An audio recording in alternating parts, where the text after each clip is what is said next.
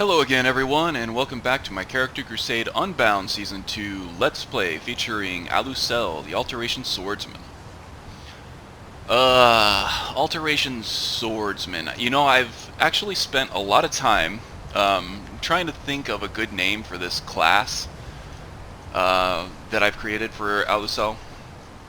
And I don't know if I actually need to create something. That I might be fitting in perfectly to another pre-existing class that somebody has made up somewhere along the line. If you know of that, please let me know in the comments or on Discord. But I don't know of anything off the top of my head. I tried to think of like a cool name, like the Honed Blade, which I thought fit pretty well with the whole his crafted katanas being a reflection of himself and his progress. As he hones his blades to become sharper, he himself becomes sharper. But the term blade is already used as kind of its own entity in the Elder Scrolls, so I didn't want to use that. And then I started thinking of the honed edge, and it's hard. It's hard to think of a person as an edge. A person has an edge, but he's not really an edge. I can think of Alusell as a weapon, as a sword, but not as just a part of the sword. And his archetype kind of fits in with like a monk, so I was thinking like a monk of the blade or honed monk or something like that, but a monk always seems to indicate spirituality of some kind, and Alusell is definitely not spiritual in any way, shape, or form.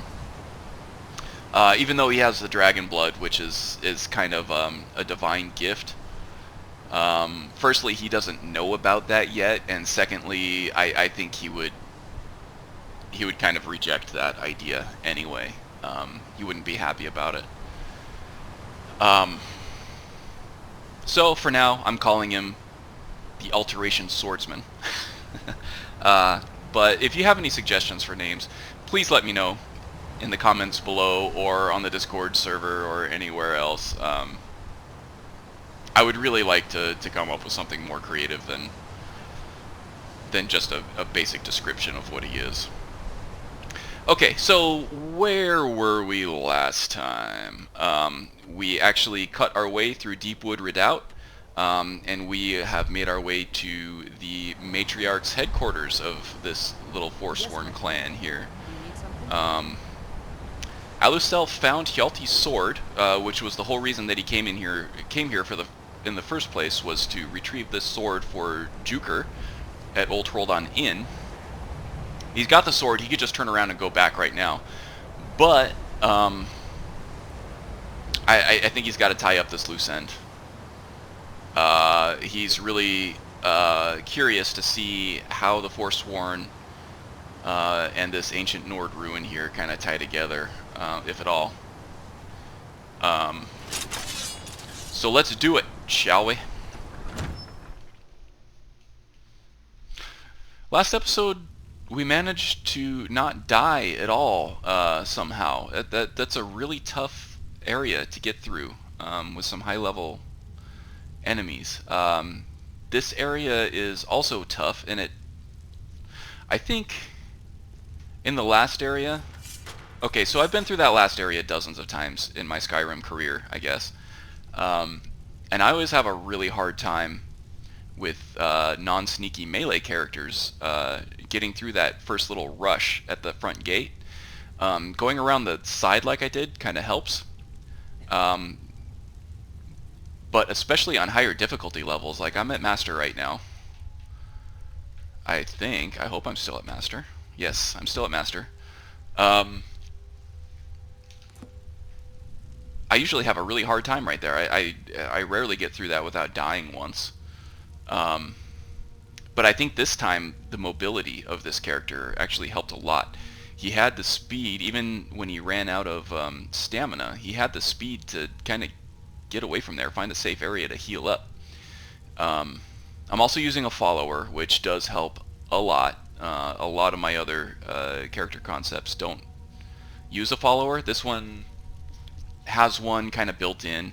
This character finds himself above carrying his own burdens, so he always tries to employ a porter for it. I think it just goes along with the look and feel of the character quite well.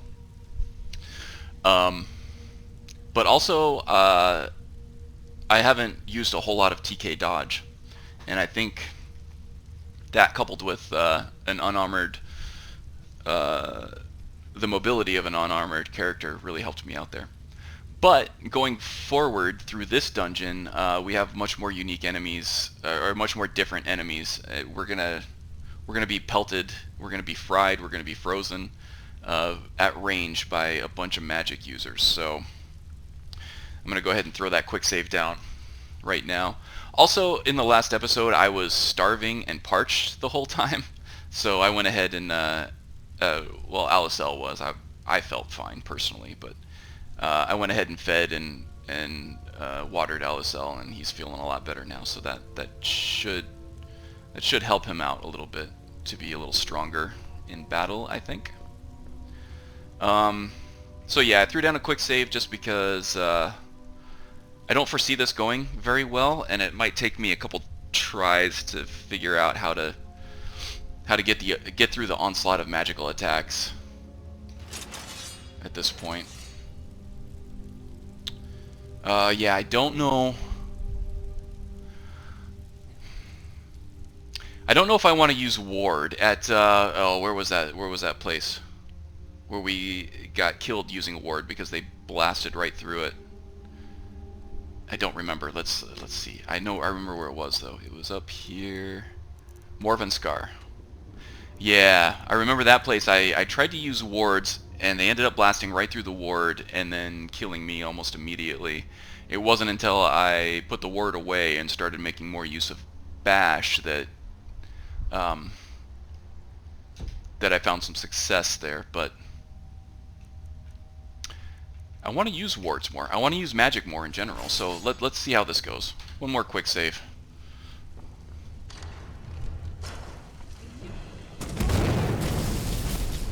So far, so good. Lost the ward because of the kill cam. Thanks, Skyrim.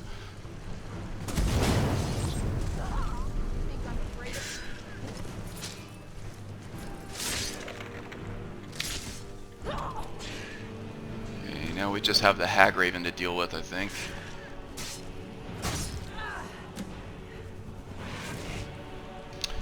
Raya. Stealing my glory again. Okay, so that didn't go too badly.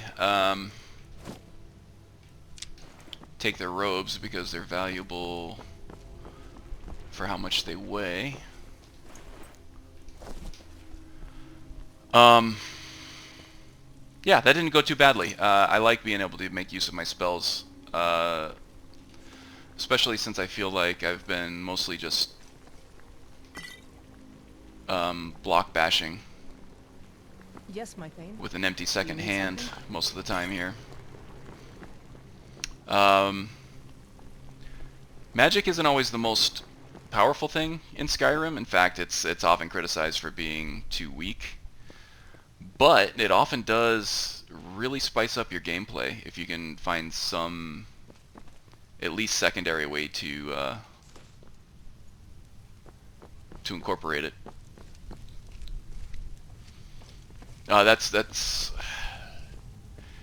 It's hard to come up with a creative, unique play style as well without using magic in this game too. So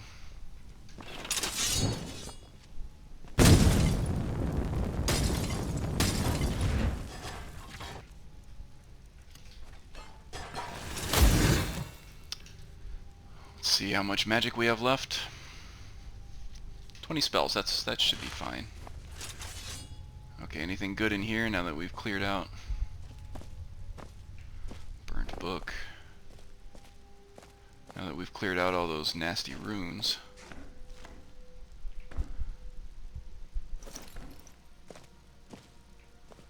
Nord mail is fairly valuable. If urns aren't empty, they always have good stuff in them. Okay, let's continue on. Here's a trap. It's a trap!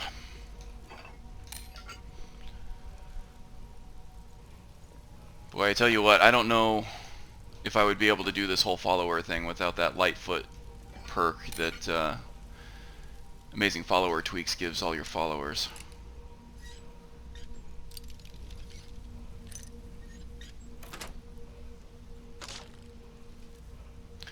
I kind of wish an Ice-Ion, if it's even possible, or anybody else really, would come up with some kind of either standalone mod or patch for Ordinator or something that would allow raised followers like zombies and conjured followers like Atronox and stuff to have the Lightfoot perk as well, so they don't trigger traps either. My last playthrough was a Necromancer playthrough, or a Death Knight playthrough, I guess, kinda. And man, it was tough navigating a dungeon with lots of traps with all those guys following you around.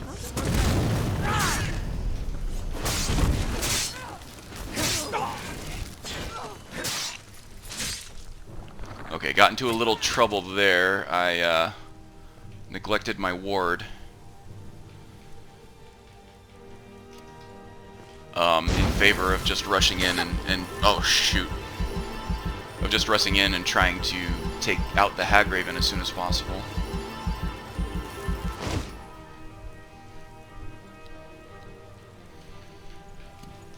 But we're using it this time.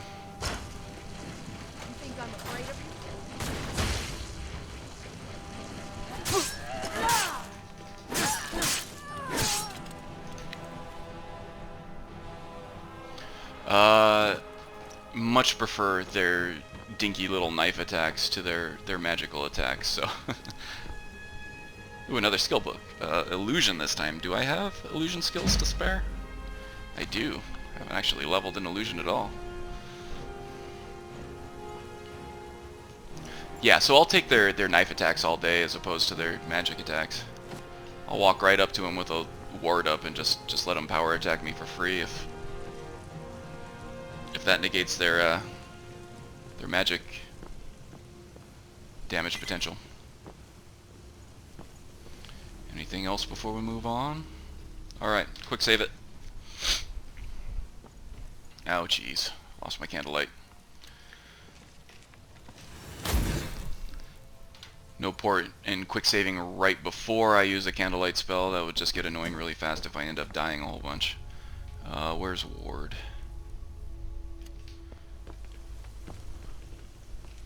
Nope, I think there's a spider in here. I don't need the ward for that. Here we go. He wasn't so bad. Don't loot him. Alusell doesn't like icky stuff.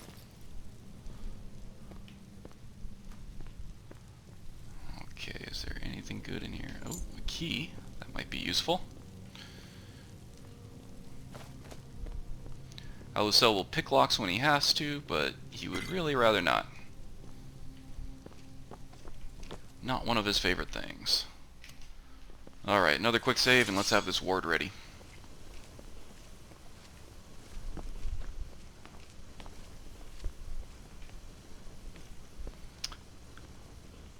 This is a master gate, but we did pick up a key. Excellent. I was hoping that was what that key was for. You know, a lot of times I can't find that key. Probably because I'm using like a Foos Rodah shout or some kind of explosive spell or something that blows it through a wall or under the floor or something, and I can never end up finding it. But half the time I feel like I go in that room and I'm thinking, wait, wasn't there a key in here? And I can just never find it. And then half the time I'm like, oh yeah, obviously there's a key. I wonder why I couldn't find this last time. That's gotta be the explanation.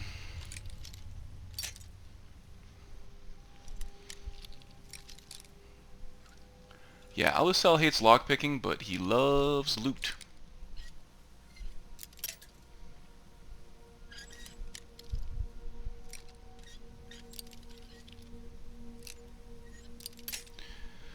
Ugh. I don't know that I like lockpicking much better than Alusell does. I'm sure everybody at home loves watching this too. Breaking lockpicks over and over again.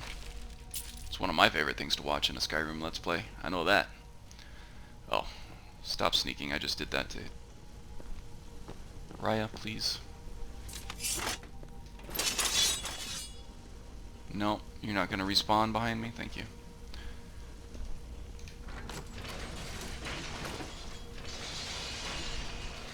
Okay, let's do just a little bit of inventory here. I got my steadfast ward ready. Let's go ahead and F5. Alright. Oh, they broke through it right away. Okay. Probably going to be glad I saved. Okay.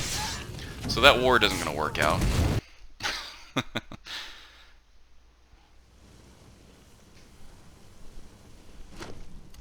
That was an odd load screen. Did that say your firstborn is safe with me? Mwahahaha. Alright, I don't know about that. Never should have come Try to get Hagraven out of the way first. Present a moving target that's harder to hit. Okay, sorry to anybody who might be motion sick after that. But it got the job done.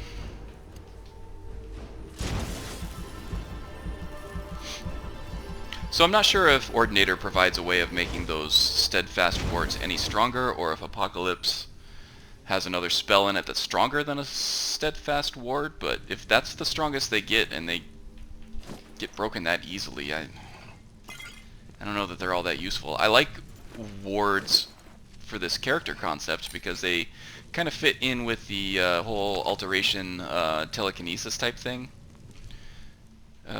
for blocking spells and stuff. I think it's kind of fits with this character to have a bit of a magical force field that he can project in front of him. But if they're just not that useful, then I don't know. We shall see. I'm not going to give up on them just because they fit the character too well.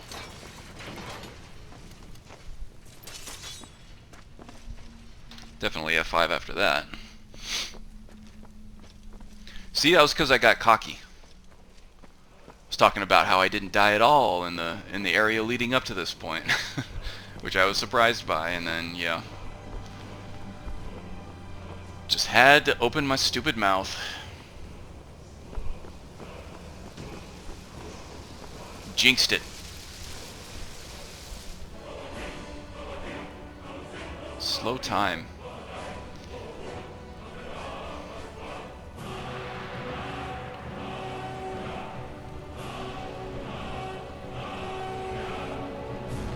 Okay, that was a lot of epic music. So yeah, Alusell is still very curious about these word wall things. The thing is, he's never really had time to kind of really sit down and think on it.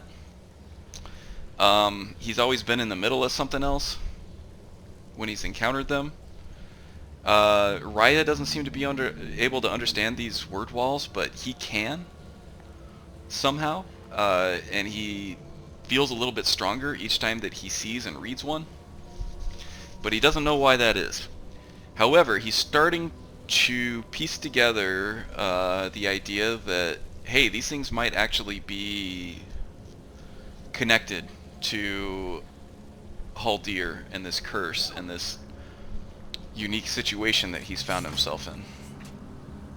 He doesn't know what it means yet, but he knows that it means something. So one of these days he's going to have to really meditate on that. Alright. This is it. This is the big showdown. If I remember correctly, there's going to be a Hagraven shooting fireballs at us, and that fireball really seemed to destroy our ward last time. And I think that the Hagraven actually spawns 2 ice raids. So you kind of have the double-edged sword of, or the two-sided attack of both ice and fire at the same time. Not that Alusell has any resistances to speak of. We're not going to need our candlelight. It's going to be outdoors, and I think we're still in the middle of the afternoon here, so we're good. So yeah, Alusell doesn't have any resistances yet to speak of, but two very varied assaults there by two very different enemies, and they're all pretty powerful. So there's going to be a Hagraven in the back, and there's going to be two Ice Wraiths up front. I don't want to put the ward up because I think that the Hagraven is just going to blast through the ward with the fireball, and the Ice Wraiths are quick enough that they're just going to be able to get around it anyway. And I don't think that the wards stop the Ice Wraith attacks because they're not ranged. So I don't think the ward's going to do us much help. I think our best bet is going to be to try to blast through the Wraiths, hope that Raya engages them, and then just try to get rid of the Hagraven as quickly as possible. I'm going to go ahead and quick save right here, just in case I don't get an autosave when I go back out, but I should. Okay, let's do it. See if I can get that sprinting power attack. Do as much damage as possible on my first. Here we go. Distorted shape active.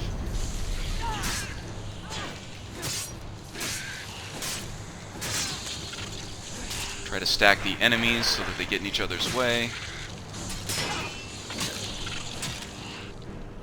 Okay. Ice Wraiths should be weak to fire, so let's...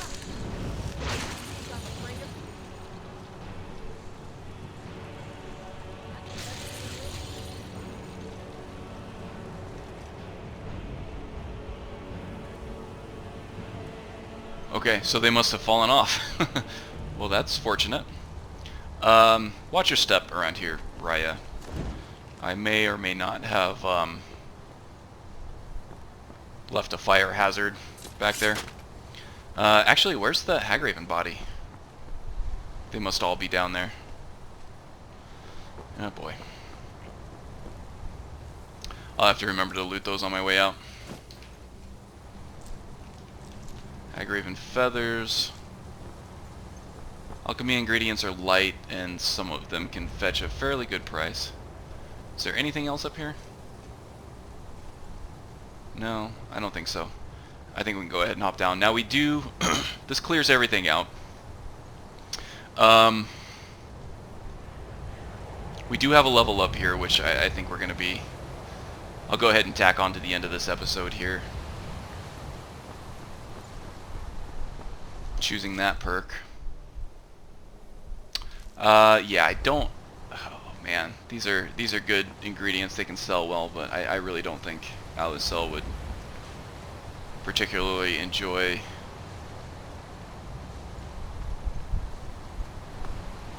going through an Ice Wraith corpse, even if it's not like bloody and gross like other more corporeal beings. Where did that Hagraven body go? Can I use instincts? I do have it. Ah, no, that's got to be... Maybe that's it. Ah, yeah, there she is. Another copy of that key. Yeah, it wasn't much on her. Am I missing a boss chest up there? I'll go back out and check it out later. I'm not going to make you guys sit through me going through that whole dungeon again. I seem to remember there being a boss chest up there, though. That's annoying. Oh, we got more Forsworn down here, huh? I thought we cleared the area. Anybody else? Any more stragglers? Late sleepers? Otherwise slackers?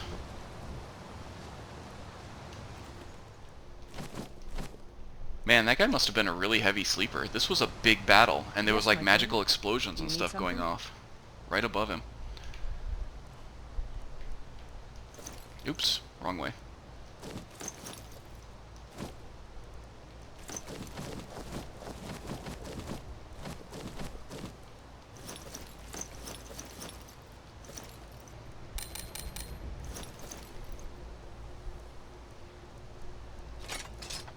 Lighten the load a little bit more. Oops, quest item. We want to hang on to that.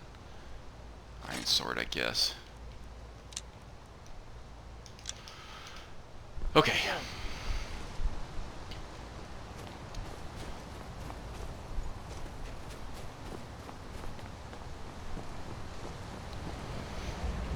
Yeah, heavy sleeper. Must be nice, right?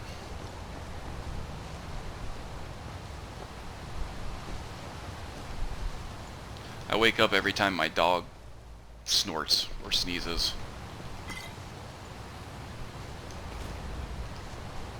Or my wife breathes too heavily.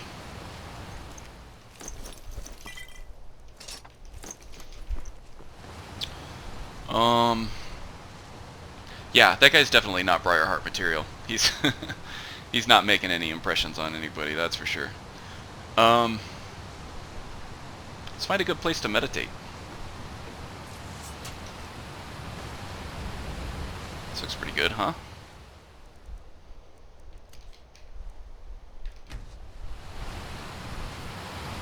Nice.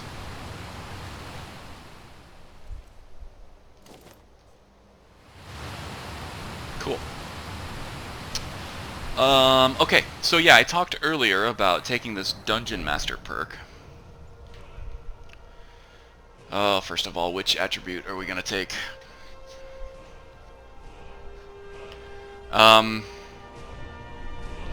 We did run low on stamina a couple times, but I think that's in a pretty good spot. We never really got in trouble with it, except for that near-death experience in the last episode, where we were able to run back into the tower. But yeah, other than that, I don't think we had any trouble keeping people stunned. So let's go ahead and take Magicka, because we're taking... because I think I'm going to take the Dungeon Master perk now under the Alteration Tree as part of Vancian Magic.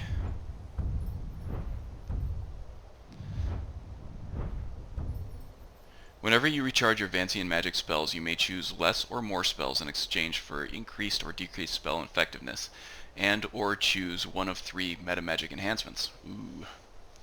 Your choice remains in effect until your next rest.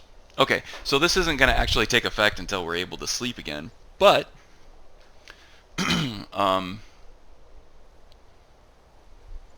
but I think this is going to add some cool gameplay wrinkles, and I like the meta magic enhancements. Can't wait to explore those. And I think, what is it? The Quadratic Wizard here.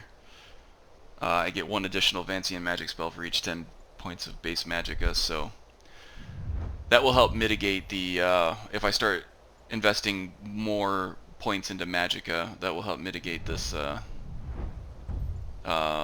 this decreased number of spells, because I'm definitely taking the increased effectiveness.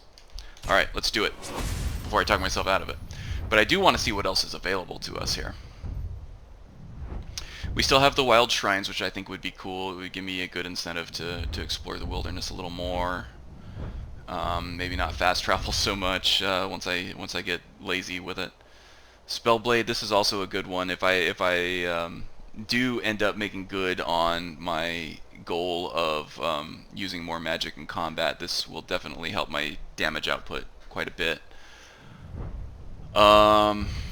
This is also another important one. Before too long here, we're going to start encountering dragons, and without a very powerful ranged option, or something like archery, I'm really going to need to increase my survivability through resistances against their breath attacks until I can ground them, and this is key to that. I could choose 2 resistances. This might be a priority pretty soon here. I would take fire and ice because those are the most common magical effects that enemies have. Electricity would still be an issue, I suppose, but at least you don't have to deal with dragons with electricity. I'm still running vanilla dragons here, so so that makes it a little easier there. Gold is important, but I don't know if I want to spend a perk on that. This will become more valuable as my alteration skill level gets higher. As of right now, it would be doing 320 gold per day. My alteration skill is capped at 200, so 800 gold per day is quite a lot. That's almost too much. But that does make that perk much more powerful and much more tempting at that point at higher levels. Command lock is also pretty good, but we can get by with lockpicks for now. It fits the character really nicely though. Home Mythal after resistances, that's going to be important once we gain access to Caranthir Tower.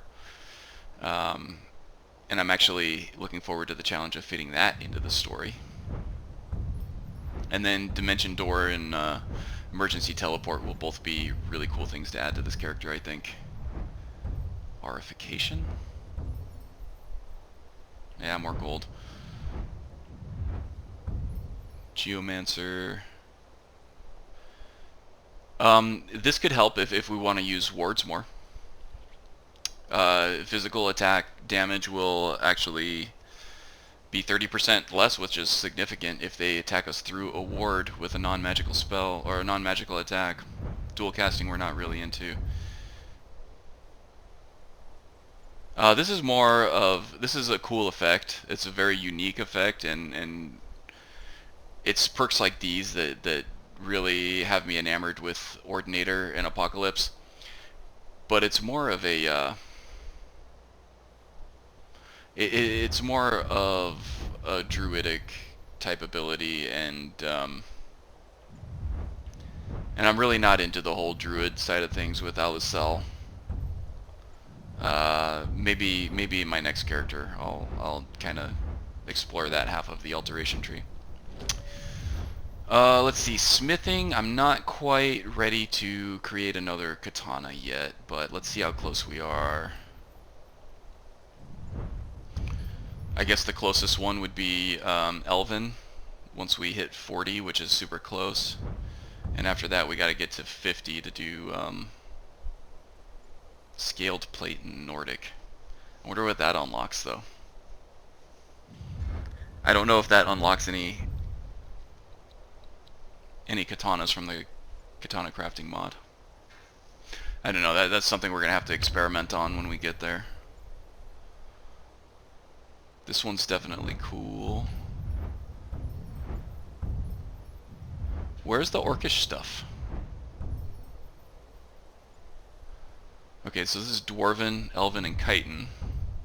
Oh, it's right here. Yeah, I'd probably be taking orcish on this one, because I'll have to do some research on the katana crafting mod to see if they do anything for Nordic.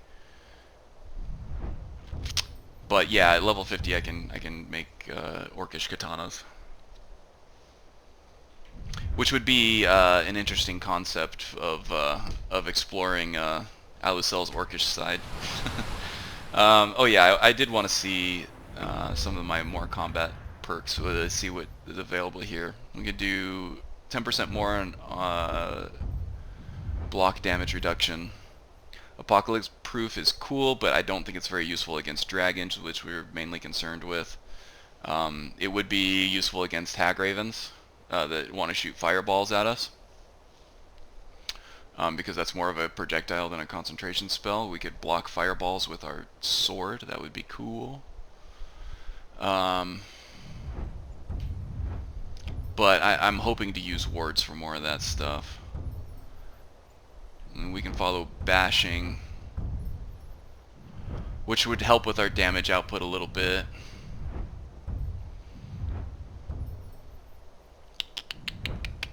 What else do we have? Timed blocking is always good. The next rank of that would be great once we get to 50. This is also another good one. Mobility is very important to this character, and if he can block and stay mobile, that would be great.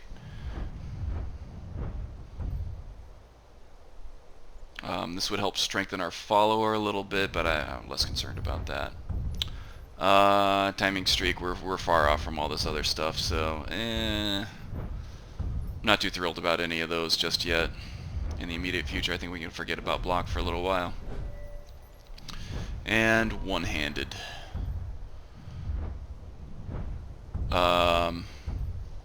This one, I think, forward power attacks with a sword cause targets to bleed for 20 seconds. When a bleeding target falls below 25%, your attacks against that target area or target are critical strikes that deal 10 times critical damage.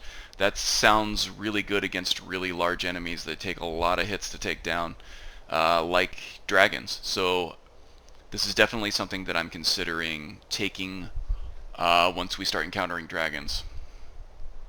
I like the idea of opening my offense against a grounded dragon with a running power attack. Taking advantage of this overrun perk here to do a massive first hit. And then depending on what kind of stagger I get and what kind of positioning I have on that dragon, I can either follow it up with a bash to stagger them, or follow up immediately with a forwards power attack, causing them to bleed, doing a lot of damage once they get lower on health to finish them out. And we're not too far away from Windswept, which will fling targets backwards on a sideways power attack.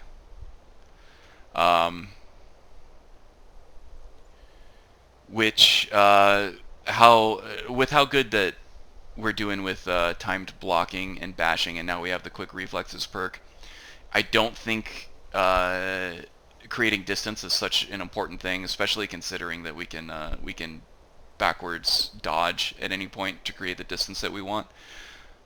But I think that there are some pretty interesting and fun things that we can do in combination with runes and traps. If I can shove somebody into a rune that's behind them, or into a trap that's behind them, or even a group of enemies, that would be pretty cool, I think. I can also use this to knock people off of edges to cause fall damage on them. That would be pretty cool. Yeah, and 70 is quite a ways away, but it looks like just more stuff regarding... So the last two are pretty cool, but this next one here, probably mostly just useful against dragons. I know they're super tough boss-like enemies. What do we got up this way?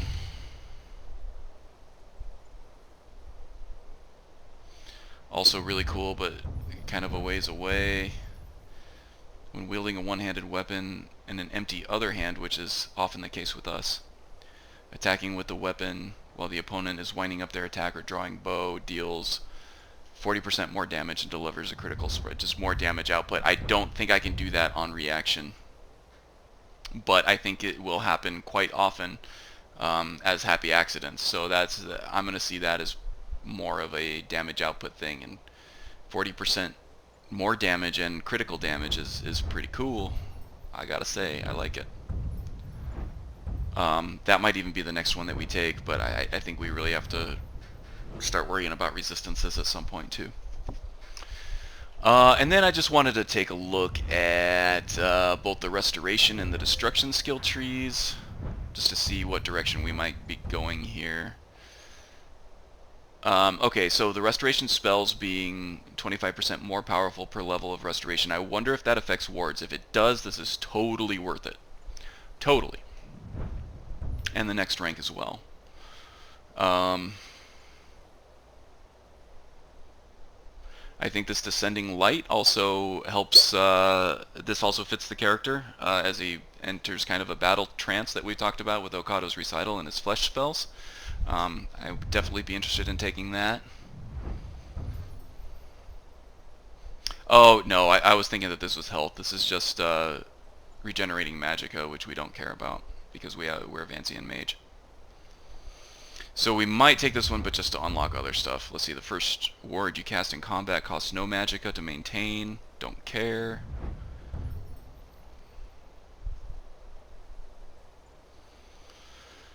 So the ward actually prevents the enemy from casting spells, which, you know, what's the point of having the ward up at that point, I think? For further enemies? If you're fighting groups, I guess? Interesting. Either way, that's a while before we can even get to it. But having more effective healing spells is also pretty important.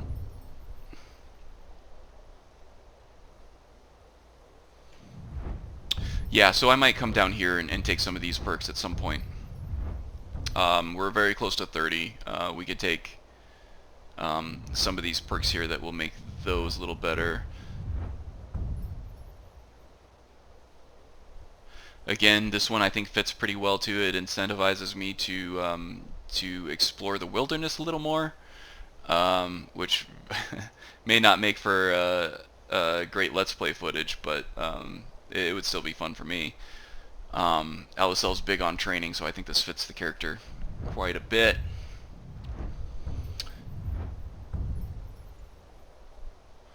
And I really don't care for the whole power against the undead thing.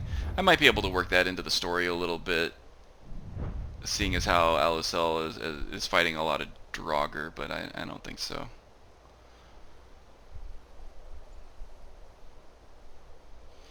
Restoring 20 points of magic and stamina for 5 seconds. Okay, this Warrior's Flame thing is more about like the battle trance that I was talking about. That's more what I wanted. I can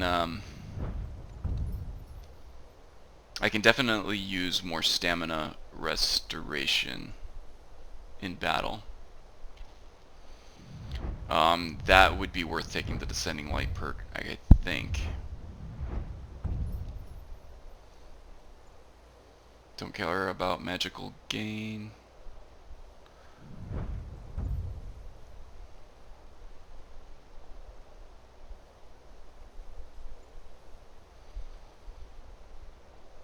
wonder what Mage Ward is. I'll have to look into that, but that might be something that is worth getting. This Bastion Ward guy.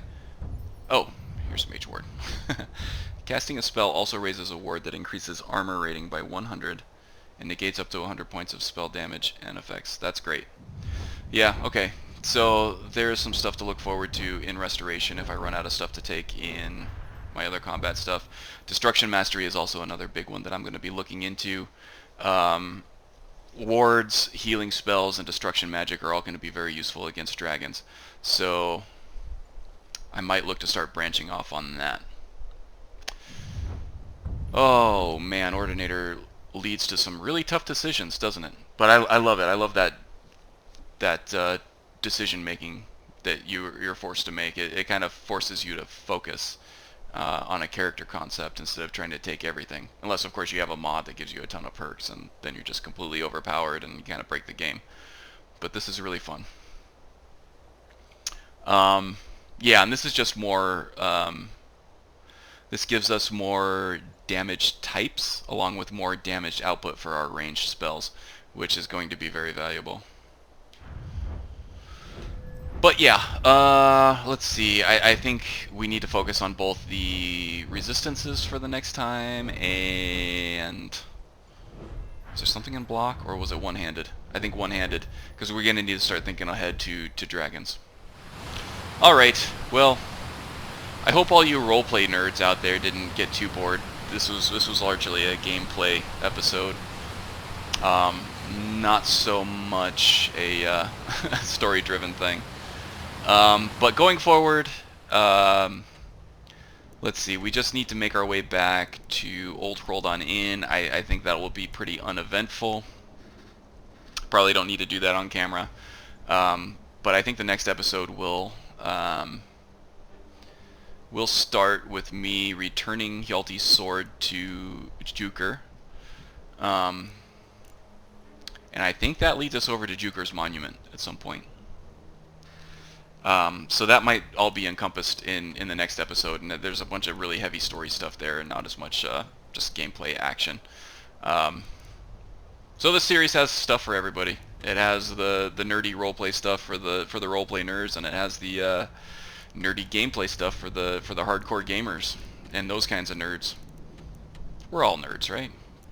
We just have our different nerd tendencies.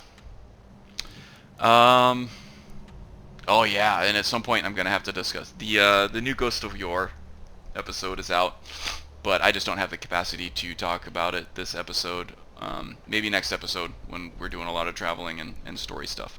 But yeah, I think coming down this way is going to be a big priority very soon. Okay, well I think that's enough. That's it for me. I hope everybody enjoys this season of Unbound from the Character Crusade folks. Happy travels, happy adventures, and take care. Till the next time. Thanks guys. Bye.